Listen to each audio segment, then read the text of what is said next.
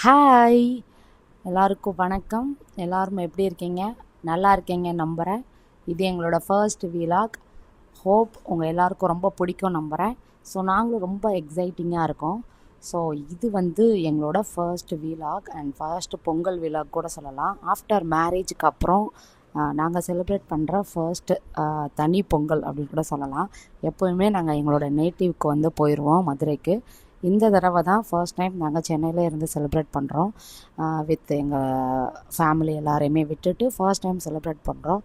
அதனால் கொஞ்சம் ட்ரெடிஷ்னலாக எங்களுக்கு தெரிஞ்ச மாதிரி மண்பானையிலலாம் பொங்க வச்சு நம்ம பண்ணுவோம் அப்படின்னு சொல்லிட்டு ரொம்ப எக்ஸைட்டிங்காக தான் பண்ணிகிட்டு இருந்தோம். எல்லாமே எங்களுக்கு ரொம்ப பிடிச்சிருந்துச்சு. ஸோ எப்போவுமே எங்கள் ஊர்லலாம் பார்த்திங்கன்னா பொங்கல்னாலே காலையில் பொங்கல் வச்சுட்டு ஒரு 7 விதமான காய்கள், அப்புறம் சாம்பார், ரசம், இது எல்லாமே வச்சு சூப்பராக செலிப்ரேட் பண்ணுவோம். எங்களுக்கு அது ரொம்ப பிடிக்கும். அதுவும் வாழை இலையெல்லாம் போட்டு அம்மா அப்பாவோட எல்லோரும் ஒன்றா சேர்ந்து சாப்பிட்றது அவ்வளோ ஒரு ஹாப்பியாக இருக்கும். ஸோ சின்ன வயசுலேருந்தே அது பொங்கல்னாலே ஒரு தனி ஹாப்பியாக இருக்கும். உட்காந்து கரும்பு சாப்பிட்றது அது இதுன்னு ரொம்ப ஹாப்பியாகவே இருக்கும். ஸோ ஃபர்ஸ்ட் டைம் கொஞ்சம் தனியாக செலிப்ரேட் பண்ணால் வித் என்னோடய ஃபேமிலி அப்படின்றப்போ கொஞ்சம் எக்ஸைட்டிங்காக இருந்துச்சு. என் பசங்களுக்கு நானே எல்லாமே சமைக்கிறது ரொம்ப இன்ட்ரெஸ்டிங்காக இருந்துச்சு. என் பையன் ரொம்பவே ஹாப்பியாக இருந்தான். அவன் கிச்சனை விட்டு போகவே இல்லை, என் கூடயே தான் உட்காந்துருந்தான். ஸோ நாங்கள் எப்படி இருந்தோமோ இல்லையோ, செலியன் ரொம்ப எக்ஸைட்டிங்காக இருந்தான்.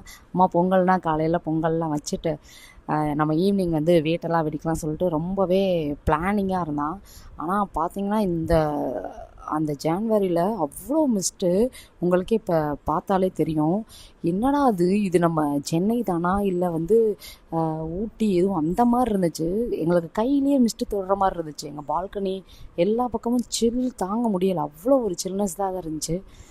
ஸோ எங்களுக்கே ஒரு ஆச்சரியந்தான். இந்த வருஷம் டோட்டலாக வெதரே சேஞ்ச் ஆகி தான் இருந்துச்சு. ஆனால் எங்களுக்கு ரொம்ப பிடிச்சிருந்துச்சி. என் பையன்லாம் செம்ம குஷி. ஒரே பால்கனிலே தான் நின்றுட்டு இருந்தான். ஸோ அந்த டைமில் நாங்கள் மார்னிங்கே எல்லாமே பண்ணி முடிச்சிட்டேன். மார்னிங்கே எல்லா வகையான வெஞ்சனம் வச்சு பொங்கலும் காலையிலேயே கிண்டிட்டு 5 மணிக்கெலாம் எந்திரிச்சிட்டோம். ஆக்சுவலாக நாங்கள் எந்திரிச்சு எல்லாமே பண்ணிட்டோம். எனக்கு ரொம்ப ஒரு மாதிரி எக்ஸைட்டிங்காக இருந்துச்சு. ஃபஸ்ட் டைம் அந்த மாதிரி உட்காந்து ஒரு ஃபெஸ்டிவல்னு சொல்லிட்டு ரொம்ப தீவிரமாக எங்கள் அம்மா பண்ணுற மாதிரி நான் பண்ணுறது எனக்கு ரொம்ப எக்ஸைட்டிங்காக இருந்துச்சு. என் பையன் சாப்பிட்டுட்டு எல்லாமே சூப்பராக இருக்குது ஏமான்னா, அதோட ரொம்ப சந்தோஷமாக இருந்துச்சு. ஒவ்வொரு ஹவுஸ் ஒய்ஃப்க்குன்னு அது ஃபீல் ஆகும். ஸோ நம்ம சமைச்ச சாப்பாடை நல்லா இருக்குதுன்னு சொல்லி சாப்பிட்றது அவ்வளோ ஒரு ஹாப்பியான மொமெண்ட். ஸோ அன்றைக்கி எனக்கு அந்த ஒரு மொமெண்ட் கிடச்சிது. So I am so happy. And இந்த பொங்கல் நான் மறக்கவே மாட்டேன். எனக்கு ரொம்ப ரொம்ப பிடிச்சிருந்துச்சு. ஸோ அப்படியே பொங்கல் வீட்டில் எல்லாமே செலிப்ரேட் பண்ணிவிட்டு அப்படியே மார்னிங் கோயிலுக்கு பக்கத்தில் இருக்க சிவன் கோயிலுக்கும் போயிட்டு வந்துட்டோம். ரொம்ப சூப்பராக இருந்துச்சு. அன்றைக்கி அந்த நாளே எனக்கு ரொம்ப நிறைவாக இருந்துச்சு. எப்பயும் போல் செலியன் லிஸ்ட்டு போட்டு வச்ச மாதிரி ஈவினிங் நம்ம பொங்கலுக்கு நம்ம வேட்டு வெடித்து ஆகணுன்ட்டு ரொம்ப இன்ட்ரெஸ்டிங்காக இருந்தான். அதே மாதிரியே வேட்டு வெடிச்சிட்டாரு. சின்னவர் பார்த்திங்கன்னா வேட்டெல்லாம் பார்த்துட்டு ஓவர் குஷியாக இருந்தார். என்னடா அது இன்னமும் டம்முன்னு வெடிக்குதுன்னு சொல்லிட்டு ஒரு பயத்திலே தான் பார்த்துக்கிட்டு இருந்தான். நாங்களும் எங்களோட பொங்கல் இந்த மாதிரி தான் செலிப்ரேட் பண்ணி முடிஞ்சிச்சு. நீங்கள் எல்லோரும் எப்படி செலிப்ரேட் பண்ணீங்க அப்படின்னு சொல்லிட்டு கமெண்ட்டில் சொல்லுங்கள். ஸோ ஒன்ஸ் அகேன் எல்லாருக்கும் ஹாப்பி பொங்கல். பாய்.